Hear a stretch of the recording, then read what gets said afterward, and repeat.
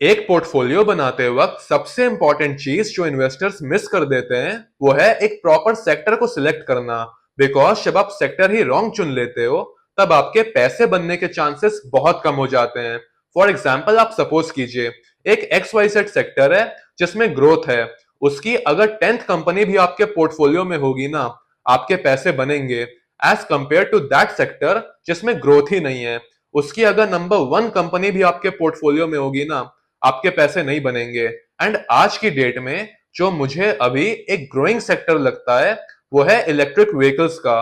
Because हमारी government plan कर रही है प्राइवेट कंपनीज को 12,000 करोड़ का इंसेंटिव देने की, ताकि प्राइवेट कंपनीज और ज्यादा इलेक्ट्रिक बसेस खरीद सकें एंड ओवर द इयर्स हमारे इंडिया में इलेक्ट्रिक बसेस का यूज और तेजी से बढ़ सके। एंड इस सेक्टर के जो मुझे दो स्टॉक समझ में आते हैं वो है एक जेबीएम ऑटो और दूसरा ओलेक्ट्रा।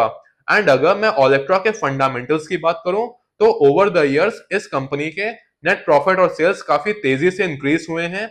इसका ईपीएस भी इंप्रूव कर रहा है एंड इस स्टॉक में 50% की प्रमोटर होल्डिंग है।